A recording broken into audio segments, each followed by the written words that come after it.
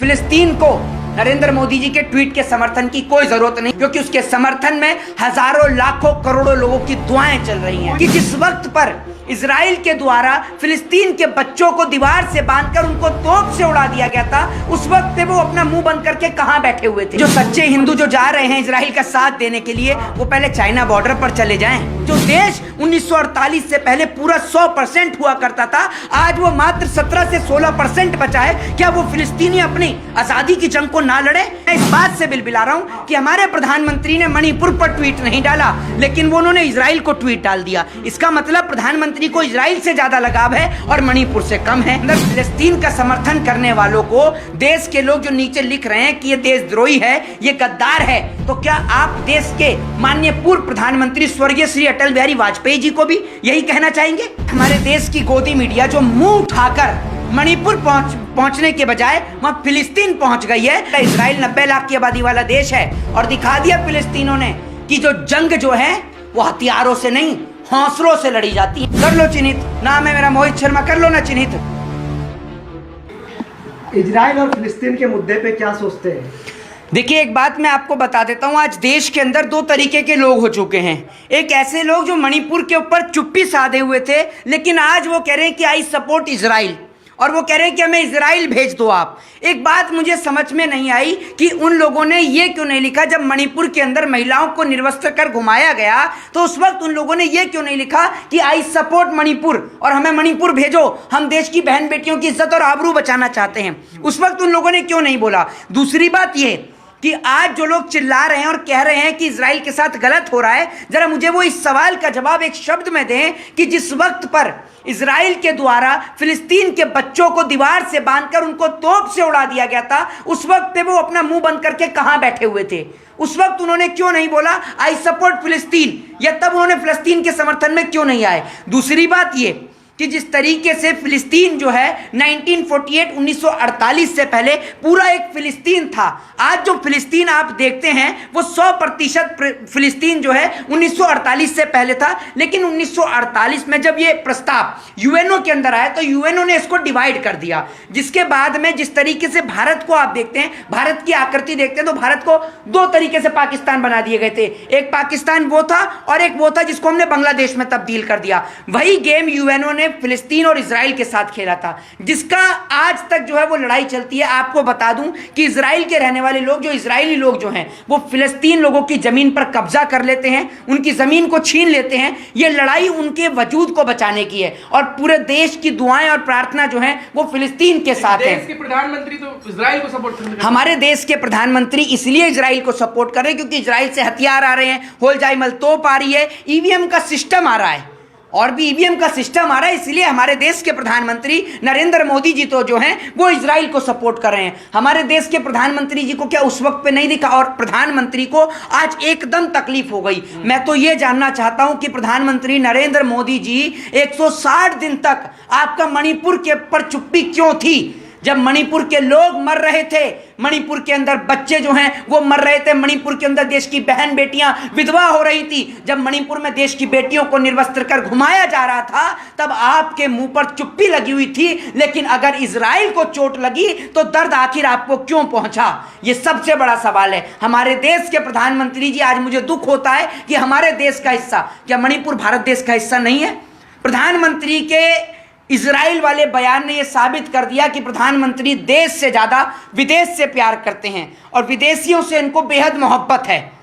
तभी तो जी तो आप क्या चाह रहे हैं कि देश भर में, दुनिया भर में क्या दंगा फैले, बम ब्लास्ट हो, इस तरह की घटना हो? एक बात मुझे बताइए, आज हमारे देश की गोदी मीडिया जो मुंह उठाकर मणिपुर पहुंचने के बजाय वहां फिलिस्तीन पहुंच गई है, वो देश की गोदी मीडिया, चमचागिरी करने वाली मीडिया, मुझे सवाल का जवाब दे दे कि मणिपुर पे आप लोग कहां गायब थे? क्यों आपने मणिपुर में ग्राउंड रिपोर्टिंग नहीं करी? इसलिए नहीं करी कि आपके आका वहां प्रधानमंत्री हैं देश के और आपके आका ने एक व्यक्ति को वहां पर मुख्यमंत्री बना रखा है, इसलिए आप लोगों का मुंह बंद था। मणिपुर पर सबके सब चुप थे। और बात रही फिलिस्तीन की, तो मैं आपको एक बात बता देता हूं कि फिलिस्तीन को नरेंद्र मोदी जी के ट्वीट के समर्थन की कोई जरूरत नहीं है, ये मैं आपको बता देता हूं, क्योंकि उसके समर्थन में हजारों लाखों करोड़ों लोगों की दुआएं चल रही हैं। और जी नहीं, मैं इस बात से बिलबिला रहा हूं, सुन लीजिए, मैं इस बात से बिलबिला रहा हूं कि हमारे प्रधानमंत्री ने मणिपुर पर ट्वीट नहीं डाला, लेकिन वो उन्होंने इजराइल को ट्वीट डाल दिया। इसका मतलब प्रधानमंत्री को इजराइल से ज्यादा लगाव है और मणिपुर से कम है। दूसरी बात ये कि आज देश के अंदर फिलिस्तीन का समर्थन करने वालों को देश के लोग जो नीचे लिख रहे हैं कि ये देशद्रोही है, ये गद्दार है, तो क्या आप देश के माननीय पूर्व प्रधानमंत्री स्वर्गीय श्री अटल बिहारी वाजपेयी जी को भी यही कहना चाहेंगे? उनके लिए भी इन्हीं शब्दों का इस्तेमाल करेंगे? अटल बिहारी वाजपेयी जी ने कहा था कि इजराइल अरबियों की जो जमीन पर कब्जा कर रखा है उस जमीन को लौटा दे। ये बात मैं नहीं कह रहा, ये बात अटल बिहारी वाजपेयी जी ने कही थी। तो क्या आप उनके लिए क्या कहेंगे, उनके लिए किन शब्दों का इस्तेमाल करेंगे? इस सवाल का मुझे आप जवाब दें। दूसरी बात ये कि जिस तरीके से इजराइल के लोग वहां के रहने वाले फिलिस्तीनियों के ऊपर जुल्म करते हैं वो पूरा देश देख रहा है। ये कोई आज की लड़ाई नहीं है, ये बहुत पुरानी लड़ाई है। जो देश 1948 से पहले पूरा 100% हुआ करता था, आज वो मात्र 17 से 16% बचा है। क्या वो फिलिस्तीनी अपनी आजादी की जंग को ना लड़े? क्या बुज़दिलों की तरह, कायरों की तरह घर में बैठ जाएं? इजराइल में तो अपने पवित्र स्थान को मानते हैं वो। किसको? वैसी जगह को। अरे एक बात मुझे बताइए, तो कौन से धर्म के अंदर लिखा है कि छोटे छोटे बच्चों को तोप से बांधकर उड़ा दो? बताओ ना आप मुझे। हमास भी तो वही कर रहे हैं, हमास भी तो वही कर रहे हैं। कौन से बच्चों को उड़ा दिया? हाँ। दूसरी बात यह कि बात रही फिलिस्तीनियों की, तो फिलिस्तीनियों ने किसको उड़ाया? तोप से? जरा इस सवाल का जवाब दीजिए ना। दूसरी बात यह कि जिस तरीके से वहां की तस्वीरें आ रही हैं महिलाओं को लेकर भी, तो मैं एक ही बात कहना चाहता हूं कि आतंकवादियों का कोई जाति, कोई धर्म, कोई मजहब नहीं होता है। और चाहे रिलीजन इस्लाम हो, चाहे रिलीजन हिंदुज्म हो, ये कोई भी रिलीजन जो है वो टेरर को यानी आतंकवादियों को सपोर्ट नहीं करता। ये बात मैं आपको बता दूं। कहीं भी सुन लीजिए, कहीं भी अगर बहन बेटियों की इज्जत और आबरू की बात आएगी, वो कोई भी धर्म के खिलाफ होगा। ये बात याद रखिएगा। कह रहे हैं कि सच्चे हिंदू जो होंगे आप जाएंगे इजराइल के साथ देने के लिए। तो जो सच्चे हिंदू जो जा रहे हैं इजराइल का साथ देने के लिए, वो पहले चाइना बॉर्डर पर चले जाएं। टिकट मैं दिलवा दूंगा उनको, वो जाएं तो जरा चाइना बॉर्डर पर। क्यों नहीं जाते हैं आप लोग? चाइना बॉर्डर तक तो आपसे जाया नहीं जा रहा, आप बात कर रहे हो वहां इजराइल जाने की।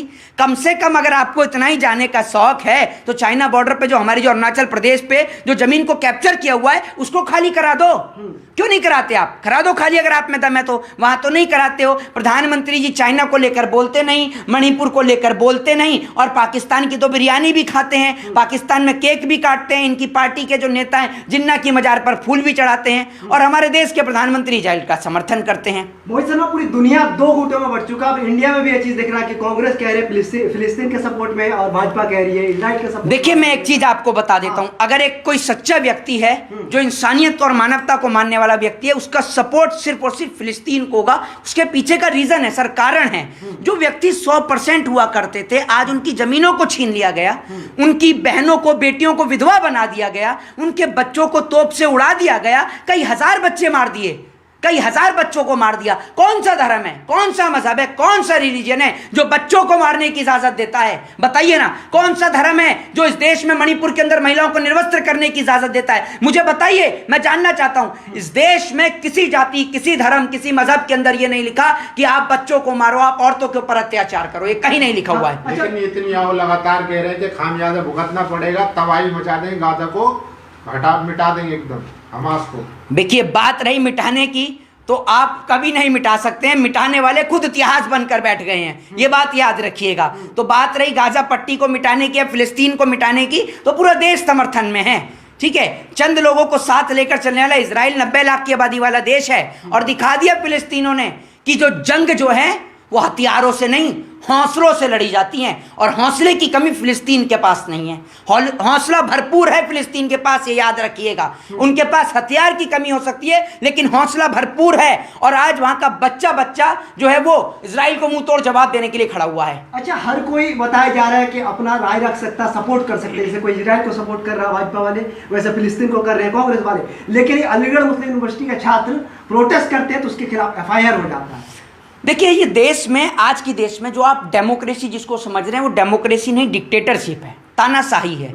मैं आपको इंटरव्यू दे रहा हूं, अपनी बात, अपने तथ्यों को रख रहा हूं, अपने तर्कों को रख रहा हूं, तो कोई बड़ी बात नहीं है कि अगर मेरे ऊपर भी FIR हो जाती है तो मैं, कोई बड़ी बात नहीं है।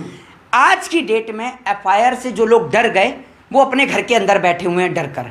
हम ना FIR से डरते हैं, ना हम जेल से डरते हैं, ना कोर्ट से डरते हैं, ना कचहरी से डरते हैं। मैं खुद कानून को मानने वाला छात्र हूँ। मैं एक बात आपसे बोलना चाहता हूँ कि मैं कानून को मानने वाला छात्र हूँ। मैंने कुछ गलत बात तो कही नहीं है। जो कही वो हकीकत है, फैक्ट है कि इजराइल ने बच्चों को उड़ा दिया, फिलिस्तीन के बच्चों को उड़ाया, उन्होंने तोप से बांध बांध कर उड़ा दिया बच्चों को। यह हकीकत है। उनकी जमीनों को कब्जा किया गया फिलिस्तीनियों की, यह हकीकत है। वहां की औरतों को विधवा बना दिया गया, यह हकीकत है। इस हकीकत से आप मुंह नहीं मोड़ सकते। नमाज पढ़ते व्यक्तियों के ऊपर आप गोला दाग देते, तब नहीं दिखाई दिया आपको? चिन्हित करने की बात कर रहे हैं भाजपा वाले कि जो फिलिस्तीन के सपोर्ट कर रहे हैं उसको चिन्हित किया जाएगा। हाँ, कर लो चिन्हित। हाँ। कर लो चिन्हित। नाम है मेरा मोहित शर्मा, कर लो ना चिन्हित। क्यों नहीं करते हो चिन्हित? आपके चिन्हित करने से देशभक्ति होने का या ना होने का प्रमाण नहीं मिलता है। एक इंसानियत और एक मानवता और मेरा धर्म सिखाता है जो सत्य है उसको सच बोलूं और जो गलत है उसको गलत बोलूं। जय हिंद, जय भारत, वंदे मातरम।